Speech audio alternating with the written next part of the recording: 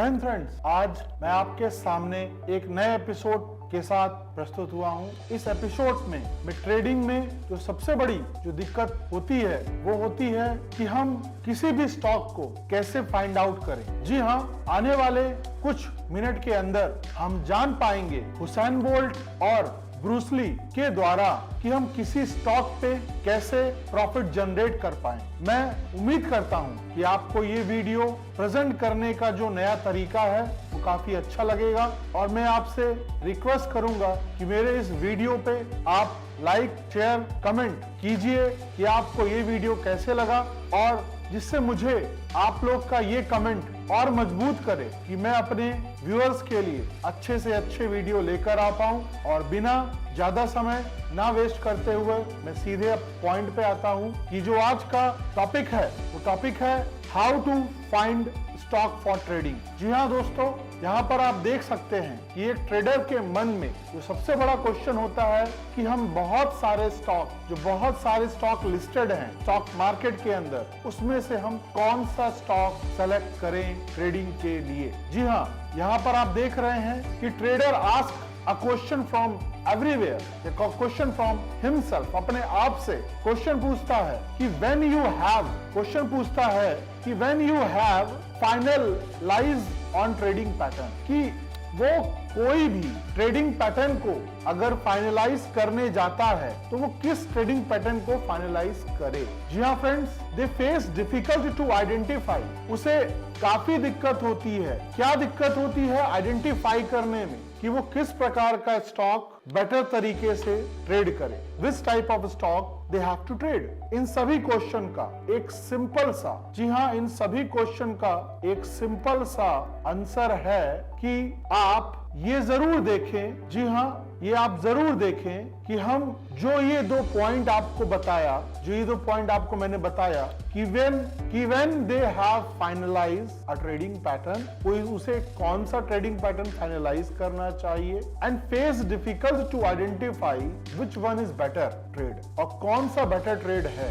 उस क्वेश्चन का जो आंसर है मैं एक लेजेंड पर्सन के थ्रू आपको समझाना चाहूंगा, जो मिक्स मार्शल आर्ट की दुनिया में जिन्होंने अपना एक अलग नाम ही स्थापित किया, जिसको आप सब जानते हैं, the legendary person Bruce Lee. जी हाँ, ब्रूस ली जी के द्वारा कहा गया है द पावर ऑफ वन, किसी एक चीज पे आप स्टिक कर जाइए। सेम ट्रेडर को भी एक पैटर्न पर स्टिक करना चाहिए। और उनका एक कोट है कि I fear not the man who has practiced 10,000 kick at once, but I fear a man who practice one kick 10,000 times. जी हाँ, मुझे उस 10,000 किक से डर नहीं लगता है, मुझे वो एक किक जो 10,000 बार प्रैक्टिस की गई है। मुझे अलग अलग पैटर्न मैं ट्रेडिंग में देखना जाऊं तो बहुत सारे पैटर्न हैं, और मैं अगर वो हर पैटर्न्स को फॉलो करने चले जाऊंगा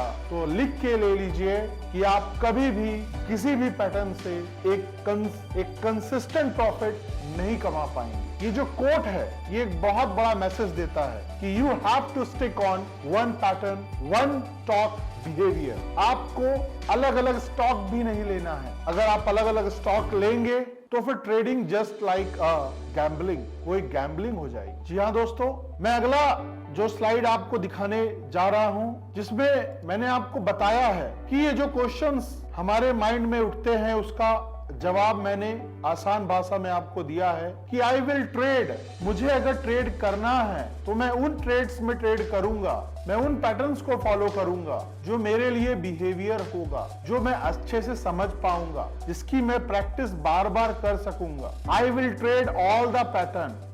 एक जो ट्रेडर है जो क्या करता है वो सारे पैटर्न फॉलो करता है, और एक जो पैटर्न है no trade only one pattern follow, वो सभी ट्रेड पैटर्न को फॉलो नहीं करता है, वो वन ट्रेड पैटर्न फॉलो करता है। जी हाँ दोस्तों, we need to ask a question ourselves, what is important to us in trading? Trading में हमारे लिए क्या जरूरी है? हमें अपने आप से ये सवाल पूछना चाहिए। मेक अ मनी और trading every pattern under the sun, मतलब क्या हम पैसा बनाना चाहते हैं कि सारे पैटर्न्स को फॉलो करना चाहते हैं? हमें अपने से एक क्वेश्चन पूछना पड़ेगा, और सवाल अगर आप पूछेंगे तो जवाब यही मिलेगा कि यू मेक अ मनी, आपको पैसा बनाना है। We make a money, but how much and without any losses. हमें अगर पैसा बनाना है तो हमें क्या करना पड़ेगा? Our activity around the trading, हमारी जो एक्टिविटी होंगी does not support it because we will like to trade all the pattern in all the script and all the trading days. हमारी जो एक्टिविटी होती है, जब हम ट्रेड करते हैं तो हम सभी पैटर्न्स को फॉलो करते हैं, हम हर दिन ट्रेड करते हैं, हम सोचते हैं कि हर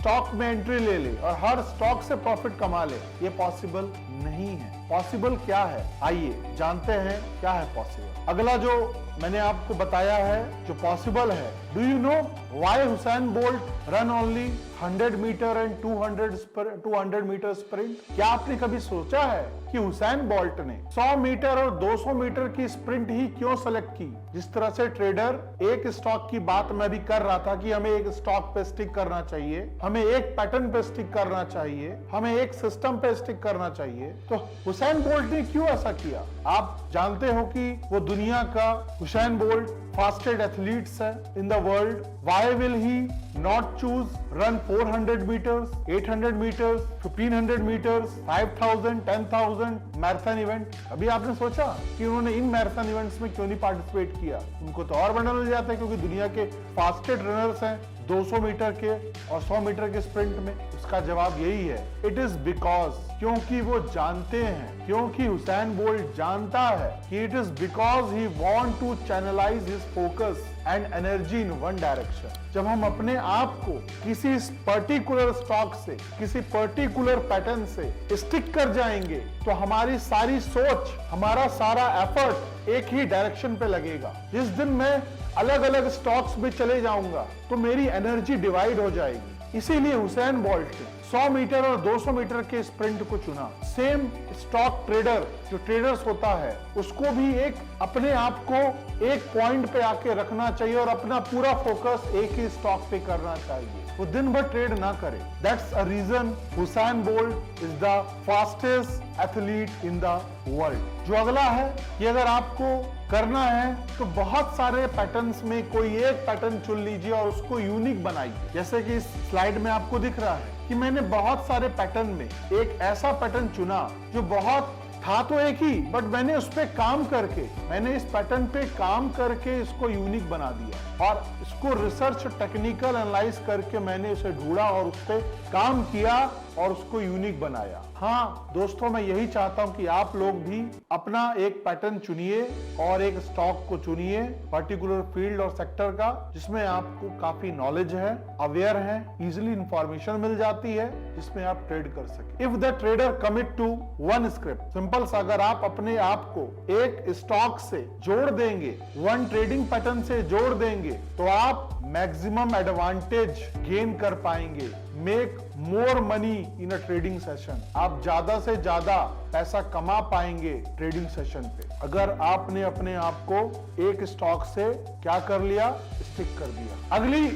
अगला जो पॉइंट है ये बताता है कि वो एक कौन सा जरिया है जिससे हम स्टॉक पिक करेंगे। वो जो जरिया है पहला है वॉल्यूम शॉकर। जी हाँ, वॉल्यूम शॉकर हमें बताता है कि हमें स्टॉक को सिलेक्शन करने के लिए क्या देखना चाहिए। आप नाम से सुन रहे हैं वॉल्यूम शॉकर क्या है।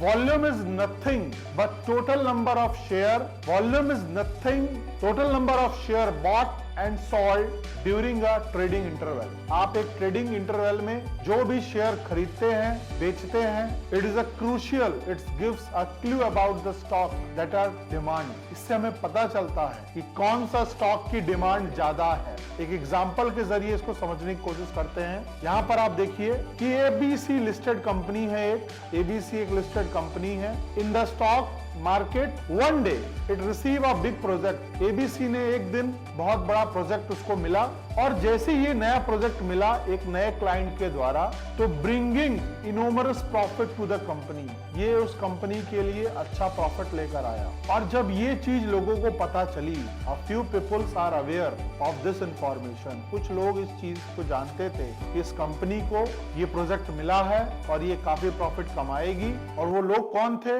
वो कंपनी के बिचौलिया थे, वो इन्वेस्टर्स थे, वो कंपनी के एम्प्लॉयज भी थे। तो उन्होंने जब ये बात जानी तो उन्होंने क्या किया? What do they? उन्होंने किया कि they buy many of share on the next trading day. जब अगला ट्रेडिंग डे आया, उन्होंने खुद ब खुद उस शेयर्स को खरीद लिए। इस एक्टिविटी, ये जो एग्जांपल मैंने बताया, इस एक्टिविटी से हमें क्या पता चला कि जब ये शेयर खरीद लिए थे या खरीद लिए अगले सेशन में, उस शेयर की जो वॉल्यूम थी वो अचानक से चार्ट में बढ़ गई। मतलब जो वॉल्यूम ऑफ डिमांड थी पर्टिकुलर शेयर की, एबीसी कंपनी, उसकी डिमांड बढ़ गई। If you combine it with your trading system, अगर ये पैटर्न को आपने, वॉल्यूम शॉकर को अगर आपने ट्रेडिंग सिस्टम में रखा, ट्रेड को सेलेक्ट करने के लिए, ये जो बेस्ट तरीका मैं आपको बता रहा हूं, वाकई में आपको कोई दिक्कत नहीं होगी किसी भी स्टॉक को चूज करने के लिए। जी हाँ, ये बिगिनर्स के लिए बहुत अच्छा तरीका होता है। यहां तक बिगिनर्स नहीं, जो हर स्टॉक ट्रेडर्स के लिए ये इट इज अ बेस्ट वे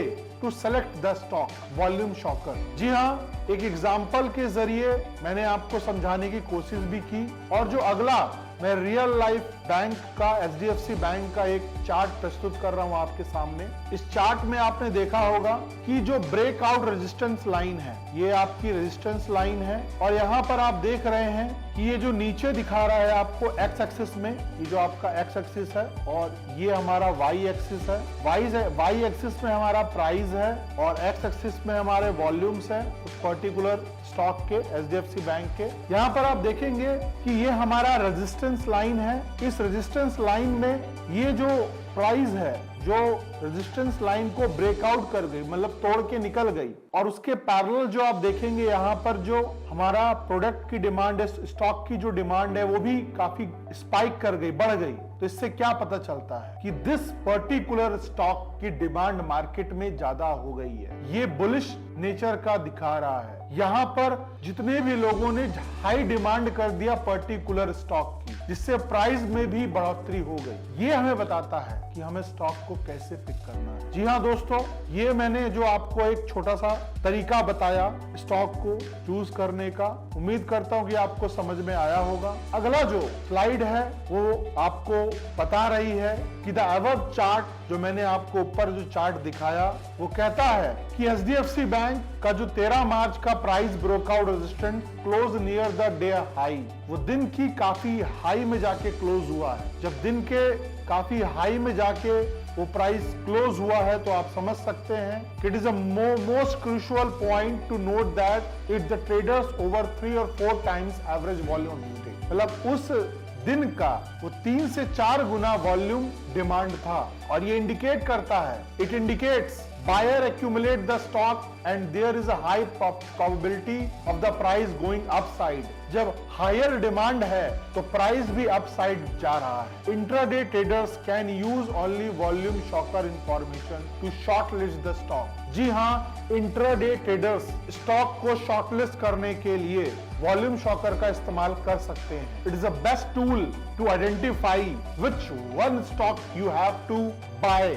जी हाँ, कौन सा स्टॉक आपको बाय करना है, ये बहुत ही अच्छा इंस्ट्रूमेंट है आपके लिए। अगला जो आपका मैं स्लाइड जो आपको लेकर आया हूं, जो आपको बताएगा कि अगले वीडियो में मैंने ये कोशिश की है कि आपको इस तरीके से समझाने का प्रयास करूंगा। और जिस किसी ने भी अभी तक हमारा चैनल लाइक नहीं किया है तो प्लीज इस वीडियो को अभी लाइक कर दीजिए, कमेंट कीजिए।